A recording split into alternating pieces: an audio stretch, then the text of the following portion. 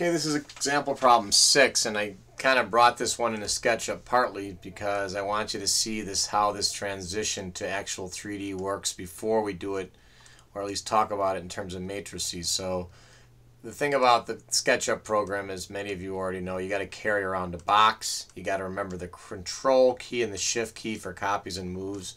So I'll give you an example of that. That was an import from AutoCAD.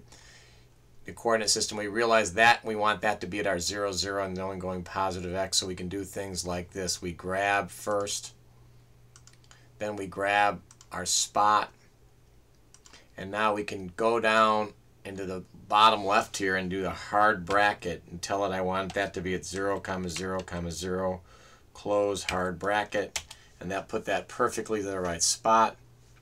I can now take, once I've still selected that, I can do my rotation tool. I get to a face I like, I hit the Shift key, I go to my point of rotation, I click it, and I take it 90 degrees. Type in 90. So now essentially I've got something that's no longer X, Y, Z, but I've got it something actually that's X, Z with Y coming out. So it actually is in fact laid in correctly. Now I'm going to go ahead and you can explode this, but I don't want to do that. I'm just going to leave that around so I can now draft on top. I'm going to draft from there. If I'm going to take that out to my edge here, very close, that's an endpoint there.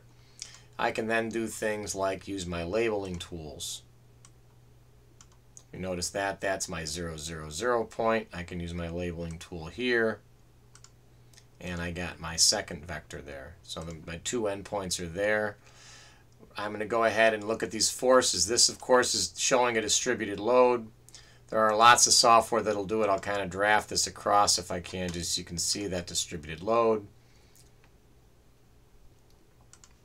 Again, I've kind of put things that there. You can think about that being have some weight, right? I'll push that back a little bit.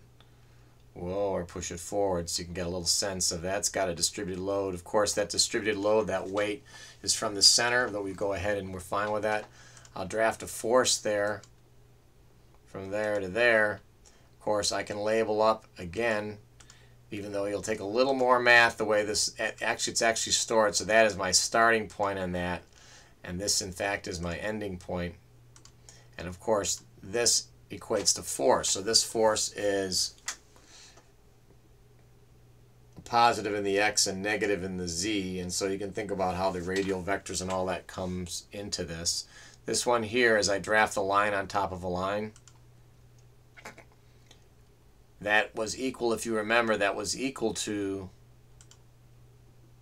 we'll see how that comes in. I probably screwed it up because the way I drafted that, I take that down to the end, and now I see that that probably was not drafted correctly, so I could kind of go underneath here, get rid of that, erase, and kind of grab correctly what I want, which is that endpoint there, take it down to there, hit that, once again grab my, from the right spot, you got to be able, I'm going to grab underneath again. That 3D didn't help, just so you know. 3D didn't help me, it kind of hurt me sometimes. Sometimes it helps, sometimes it hurts. That of course is where we see that is the start of that vector. It's a radial vector, if you would, and I will go ahead and label this one up here. That's not what I want, because that was basically, it's labeling up the line work and not the actual line I just drafted. So let's try that again, see if we can label that. Not doing it last time, we'll go ahead and label it. Not working for me. So what you can do sometimes then, you just want to label out an end. We're going to click on here, right click, erase. I can draft a little line here from the end. It'll make it easier to get. So now when I grab that, hopefully I've grabbed that and I've got that general bit, that being the vector. So you can realize very quickly, not as easily per se, but some ways some better value here. You can pull out what in fact is the vectors here for this calculation, and so I'm going to go ahead and do that, and then realizing what I'm going to show you here right now is we go ahead and realize our radial vector 1 is 0, 0. It's got a reaction up, it's got a reaction up here. Our first radial vector is 4.621. 0 and 0 in the z, and then a forces of 8.156 in the x, 0 in the y, and minus 3.56 in the z. Again, this is still a 2D problem, but you're seeing me having turned it in. And then eventually you've got a vector here, begins at 12.054 as the radial vector from here to there. It actually has a vector, a delta vector, if you would, of 9.9 change in the z, no change in the x. And in fact, then you have a reaction there. What's behind this is not important. So even though I'm not going to do the math on this one, I'm going to go ahead and show you that in fact what's behind this can be denoted many different ways by grabbing. I'm going to grab back behind me here. These tools exist in AutoCAD as well, but the fact of it being pretty easy to grab a face, hold a shift key, and then deciding I want to cut that right there. I can go here to view. I do not want to see the section planes, and so you get that general concept of what's behind this is not important. I'll go here back to view, turn on my section plane. Let's say in fact I needed to move backwards. I can grab that plane and move backwards along that face depending on what I wanted to do. If you got to a point there, the only thing, right, you have to worry about when I say what's behind or not, it's where that point of contact is. So why in fact it's important right there to put those forces in the right spot is kind of denoted there.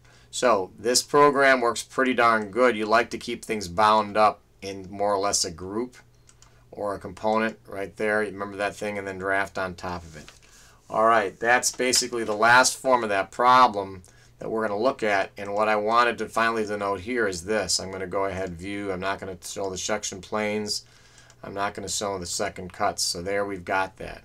If in fact and when in fact you cut this, I'll do it one more time. When you more or less break a distributed load up, this point load is no longer there. You have to take the new resultant of the new area underneath. And so if we do something like this, I'll go ahead and do the section cut, go across here to the front, hold the shift key, take myself to the middle here. Now in fact, I've got a couple of section planes, which is kind of cool, but not what I want. So I'm going to go ahead, right click on that one, right click erase. I've got this here. Now in fact, if I cut my section there, right, my new resultant is more or less someplace here going down, right? In other words, I've got to just count what's in front of me, even if it's a distributed load. Again, we haven't shown the reactions here at the beginning. That's the first step. Solve for reactions, then walk back from one of the reactions, remembering what's behind you is not important. So really good use of this, and I'll do some visualizations perhaps over the weekend to kind of talk about what it's like to be actually standing on a load, looking back, right? And I'm going to go up with an eye height of maybe 6 feet, looking down, right? View, camera. I've got a perspective view, kind of coming back and being able to maybe look around the structure. Oh, it's right behind me. There it is. There's the wall. Really great tools looking down. Oh, looking down the structure there. What's going on? Don't really know. Get a little bit lost.